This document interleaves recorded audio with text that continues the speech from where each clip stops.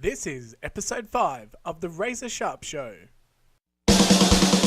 Are you prepared to grow your business today? Stay tuned for what's about to occur. This is the Razor Sharp Show with your host, Ray Milidoni. Stay tuned as Ray invites business owners and entrepreneurs onto the show from all over the world to discuss how they are owning this economy and how you can as well.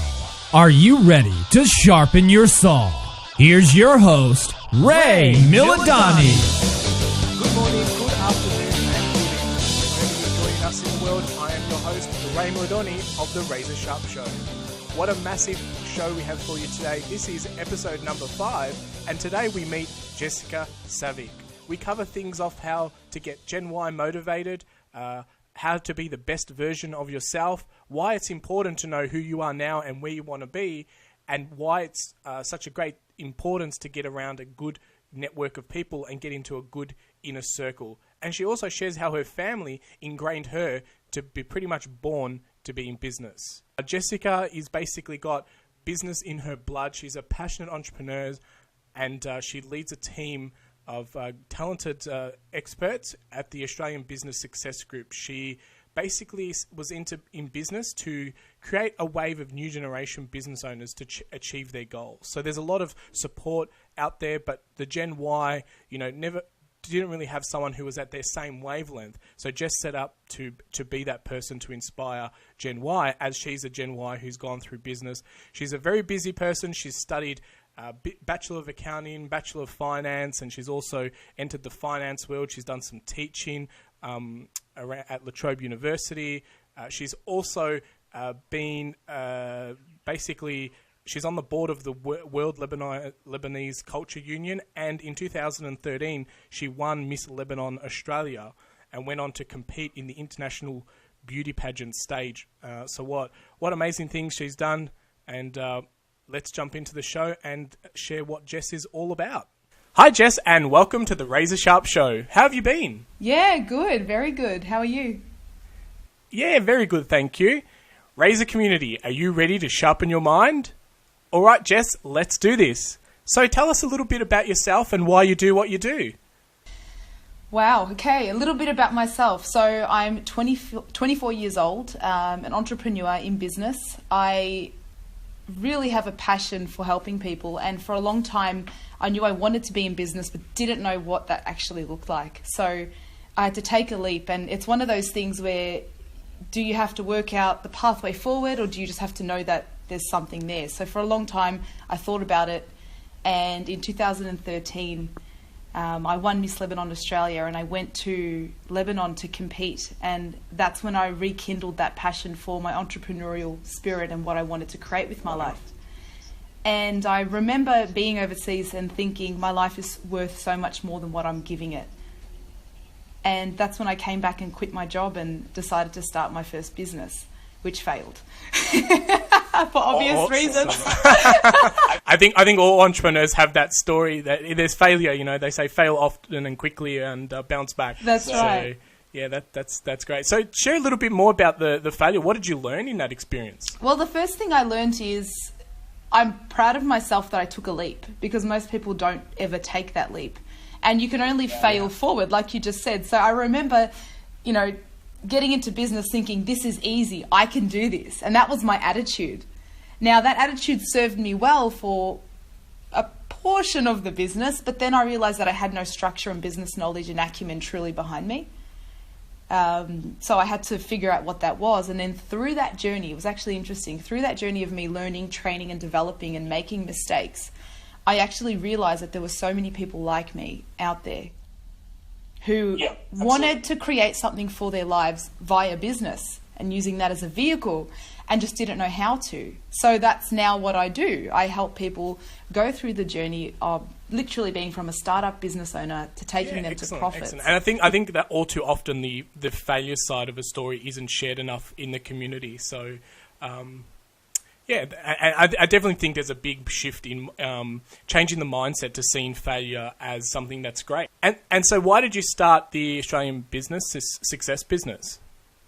Well, the Australian Business Success Group was truly the catalyst to allow me to teach what I knew and what I was learning, because I realized that it was just invaluable, and I realized that there was no one place to get everything. There were lots of programs out there that gave you bits and pieces, whether they were training programs or coaching programs. I struggled to find a mentor that understood me as a young person entering into business. There's a big gap between someone who's 40 or 50 years old in business and someone who's in their 20s and 30s. We grow up, and I think you're under 30, Ray? Well, not under 30. I'm smack bang on 30. So if you think about us, we've grown up in this technological age. We get technology. We get the new rules in business. We understand them. If I look at the mentors I was looking at, they were double my age and had no idea what I was looking at and what I wanted to create. Yeah. Wouldn't fully understand what a Facebook Live, a Snapchat, or a Periscope was. And it is frustrating. I mean, I needed direction, and my parents are in business and have a very successful business, and they have been in business since I was born. And it's a very different industry. They're in the manufacturing space. And of course, I've learned the business fundamentals and the wisdom and what it takes from them. But to make it in today's business, there is so much more. And I needed to learn that on my own. So I've learned so much, and I can offer so much to, the new generation of business owners coming through. Yeah, awesome. Love that. And I think, business is an evolution. It's always changing. And the way that digital is these days, it's moving so fast that you really need to be on the pulse. So it's fantastic that there's, young go-getters, like yourself and, myself making a difference and adding value back into the community. So, Razor Sharp community, really understand that you need to take action. You got to, make those calls to quit your job and really follow your passion. And it's not to go do it tomorrow unless you really feel like that's the burning desire to do it. But make sure you set yourself up for success. So let's dive into a few of the questions that I've got here for you. What's something that you've crossed off your list already this morning? This morning, I was on a call with my mentor from 7:30 a.m. So I've already done that today. Yes. And I have a really big project that the Australian Business Success Group is taking on. We're making a big move into the digital space. And I've got a series of experts working beside me and behind me to help me to create that.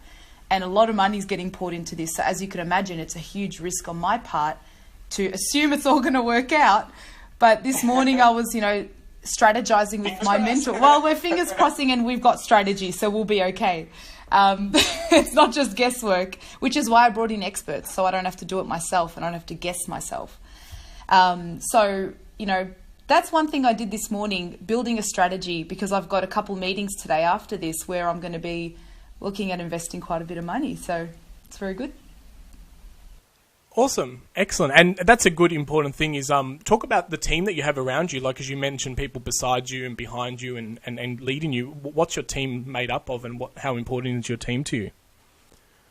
Well, see, to me, team is all about resources. I mean, everyone brings a different skill set.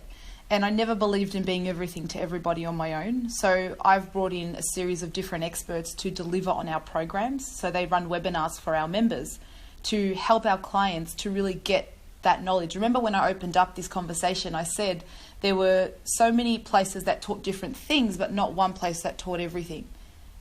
So that was the vision for me, to be able to have a space where I could create a little bit of everything for everybody. And if I think about it, the experts I have, the experts that I've got on my team delivering for me, I actually use to propel my business forward. So I work beside them and, we're creating magic slowly. Awesome. I've got the saying, together we are better. Yeah, well, it's not true. mine, but I say it all the time and tag people in it. I love teamwork, and I think, I come from a franchising background, and, it's always about team and working together. So that we always achieve more. So great. So when did you know that you were wired for business? That's a good one. I like that one. I knew I was wired for business at the age of 12. I started very young. As I mentioned earlier, I've grown up in a very entrepreneurial family. So it's not just my parents. My parents run a multi-million-dollar, very successful business. But if I look at my aunties and uncles, they all own shops or restaurants or something. If I look overseas, my uncles have the leading yogurt distribution in Lebanon. So I come Wow. from, that's in my blood. Like, and it's funny because being Lebanese is, you know, often you meet Lebanese people who love business, and I don't know why that is. It's just the thing that I've noticed by the people in my community and in my space. So I feel like it is in my blood. So I was probably born with it. Yeah. But let me tell you, although I believed I was born with it, I still managed to fail. So it's not everything. I think it definitely comes within, and you've got that burning desire, and it comes through with what you do. Every video that I've seen that you've released has that burning energy, like it's ingrained, and that you're born to do this. So fantastic for taking that massive leap of action and putting yourself out into the world, because it's truly like a gift. You know, people who come across what you do, you can change their world and their life. So it's fantastic. So what's a book or a podcast that you've listened to recently that's changed your world? Ooh, a book. I know, what is that these days? People always ask me about books. I just finished rereading The 4 Disciplines of Execution. Cool. I think it's Stephen Covey. I'm trying to remember now.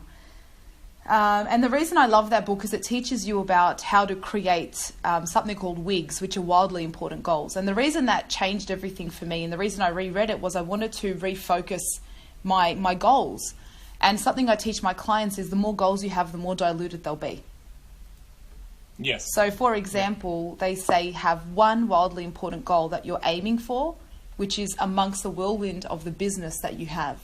So for me, that's the one thing that stuck with me, because I thought, okay, I need to just be clear on the one thing we're aiming for. Let's not try to do everything and be everything to everybody. Absolutely. Razor community, absolutely love that. Like, the more goals you have, the more diluted they become. That is a fantastic tip. It's not bad to have many goals in life, but just focus on the ones that matter in the short term. You know, do those as the sprint and not the marathon, and you will tick those off very quickly and get closer to your, you know, big and end desired goals. Love that, Jess. Thanks for sharing that with us and the community. Share a story where you felt defeated, and how did you bounce back from it? This is a good one. I remember I've felt defeated many times. I'll open up with that. The difference is I don't let it hold me down for very long. So I remember one time I was at a networking event and I was still trying to find my feet.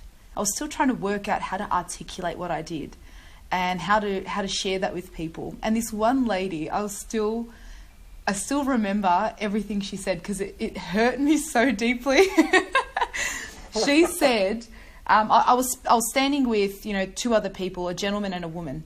And I said, I help business owners to blah, blah, blah. Whatever I said, I can't remember, because that wasn't the point. What she said is the point. So then she turned around and said to me, but don't you have to own a business to know what you're doing? Oh my God, you must have no idea what you're doing. And I looked at her, and then the guy that I was standing with said, she's studied 2 degrees. She knows a lot about finances. She can at least help people with that. Like, why are you trying to put her down? And I turned around and I said, excuse me, just because you have an assumption of what you think I can do, don't assume that that's all I can do. Now, at the time, I was like, crying in the background. But, you know, that was a moment I could have let really keep me down. Like, I've never told that story to anybody. And, you know, I didn't let it kick me down. I went home thinking, I'm going to show her I can do this. Yeah, absolutely. And it pushed me forward. So defeat is a feeling, but what we do with it is what matters, I think.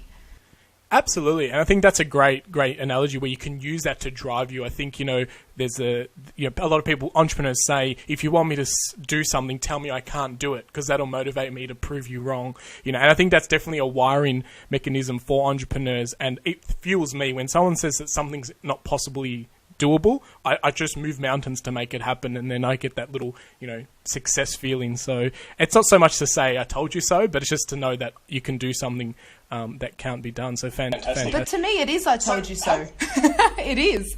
Because, you know, that's been one of the major catalysts to my success. I might add this in.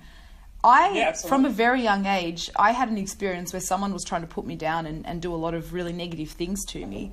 And I said this one thing. I said, I'm going to be so successful that they can't ignore me. And I said this at 12 or 13. And that still sticks with me, because I'm not about lowering my standards to meet others. I'm about raising my standards so others can meet and grow. Because my mindset is growth and moving forward. I never look at the past for what to do. So I think it's important. I mean, show someone, yeah, I can do it, because it matters. Yeah, absolutely. That's great. So tell me a little bit more about your business. How long have you been operating it for, and what type of clients are you working with? What's your ideal client? Okay, so the Australian Business Success Group was relaunched in December 2015. So relaunched from a different business name. We had clients, we're doing some great work, but we wanted to enlarge our reach and do a little bit, bigger and better things. So we changed the name, we rebranded. And the main clients we work with, we call our Gen Y business owners. And when I say Gen Y, I mean they're technically they can start from 18 years old, but generally they're 25 to 35 or 18 to 35. Under 40, want to start in business, want the skills, they're hungry for the knowledge. They want to learn what it is going to take to get to success in business. They're the main clients that we work with. Awesome. And it's so good that you're clear on who you want to work with. So many entrepreneurs start off in business and they just feel like anybody that brings them or sends an inquiry is their ideal business client. And if you don't know who your ideal client is, you start really running yourself thin, and that's when burnout, because you try to please everyone, and it's much better to know who your ideal client is. Now, I've seen on your Facebook that you have an inner circle group. Tell us a little bit more about that and the importance about being around like-minded individuals and why you started this inner circle group. My vision was this. I said, there are all these young people in business and there's all these great networking groups and they all go meet people, but there's no community where they can exist and actually have a structured learning environment with networking. So I believe in business we all need to belong. We all need to belong as humans, more so. And to me, I wish there was a place I could go when I'd started, which I knew the quality of the content was outstanding, and more so that the people I could connect with were just as passionate as I was. I find there's so many people, and excuse the language, but they're tire kickers. They're trying to figure out if that's what they want or not. And they're not 100% committed. And you'll meet them in 6 months' time and they won't be in business because they found it too hard. And I think business is hard. You just got to be ready to put in the hard yards. So I wanted to bring on board and bring in the best who want to really succeed and be a leader. See, to me, I have this vision that I want to be the Generation Y business leader, and I want to show people the ropes and how it is that they can succeed. So that was my version of creating that community. Awesome, awesome. And do you meet regularly? Is it a regular thing, once a month, weekly? Yeah. Well, what we're actually, remember how I said earlier, we're looking at getting into the digital space a lot more. So at the moment, we have a monthly business breakfast where I feed all my lovely members Lebanese food. And so what we're aiming to do with that is each month we talk on a different business topic. So I'll deliver, an hour and a half of content. We have 30 minutes of networking and eating. And people stay back if they want to. What we're looking at doing now is taking it to the digital space, doing, interviews with really successful people in business. We're looking at also bringing on board, just basic coffee chats and things like that to give even more resources. So I'm working really hard to get that up and running, but I want to make it accessible Australia-wide. That's fantastic. Thanks a lot for sharing that. I think you got some great business ideas, and I think everyone really needs to be around what you're doing, and even just seeing the content on your YouTube and your Facebook is very content rich, and you can learn a lot. So thanks a lot for sharing that. Are you ready for the Razor round? Let's do it. All right. Okay. So who's someone who's been a mentor for you? My parents. Awesome. Fantastic. And what is something that you wish you knew 5 years ago that you know today? Everything will happen in the right time frame. Love that. And honestly, how many business ventures have you been along? Yeah, well, this is number 2. Awesome. Yeah. And I'm only 24, so remember that. Awesome. That's fantastic. If there's one thing that you could change in the world right now, what will it be? I wished everybody, and I mean everybody, believed in themselves a little bit more. I wish I could change that and inspire people to ask more of themselves. For sure, that would be it. Perfect. I definitely believe that if we achieve that, the world will be a different place. What is a site that you visit daily to survive? Ooh, YouTube for music. Every day, I love... Gotta let the creative mind... Yeah, music inspires me, definitely. Absolutely. And motivational videos. I love YouTube for that. Yeah. I think YouTube can be a place of lots of knowledge, and I'm surprised I haven't called it university yet, because it definitely has a lot. I know whenever I need to learn something, I just YouTube it, and I call it just-in-time learning. Just learn something just in time before I need it. What's the best piece of advice that you've ever received? My dad taught me very, very early on to focus. He said to me, Jessica, if you do too many things, you'll end up doing good at nothing. So focus on one thing and become really good at it, and then expand. So that's something I live by. So when you say I've got too many ventures and things happening, that automatically scares me. I don't do that at all, ever. Yeah, absolutely. It's something, as an entrepreneur, I've learned that I have to do. And I think it's a journey for everyone. So I probably, it's good to kind of learn it. And this is why I created this show, so that other people can learn from my mistakes and my guests' mistakes and not have to go through the same thing. There's a saying, he who chases two rabbits catches none. So, and that was in a book called Focus that I really enjoyed. And it was great. What's a bad bit of advice that you've ever received? Bad bit of advice would have been,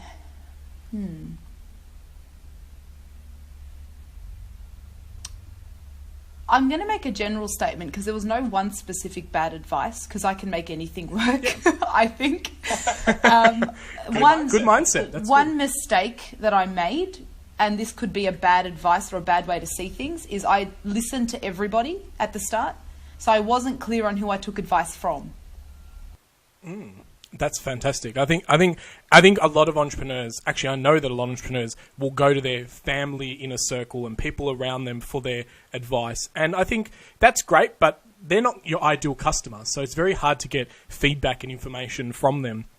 And something I've learned very early is when you're sharing an idea or a concept, ask people if they're willing to pay for it, because people vote differently with their wallet than what they do with their thoughts and feedback. So definitely having the right people that can give you the right advice. And I think, it's been fantastic with the way that you've set up your inner circle and the people around you to really have that strong mentor group around you all the time, which is fantastic. You go out there and create it, hustle hard and create your own success and believe what you think and achieve it. So fantastic.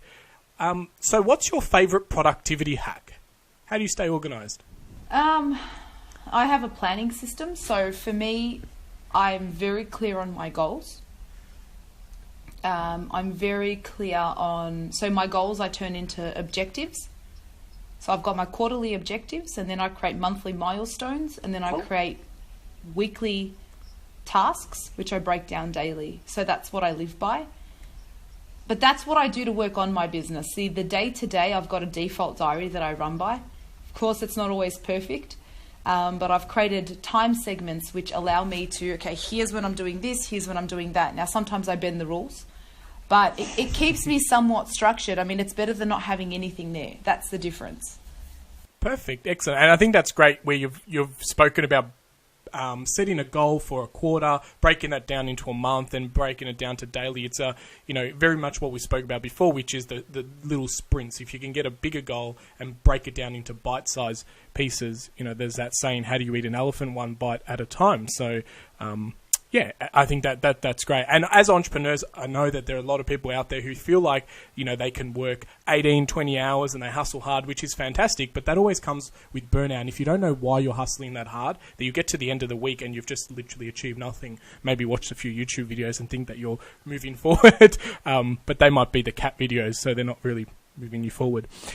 So it's been fantastic chatting with you, Jessica. Is there anything else that you'd like to share as a parting advice and gift to the Razor community?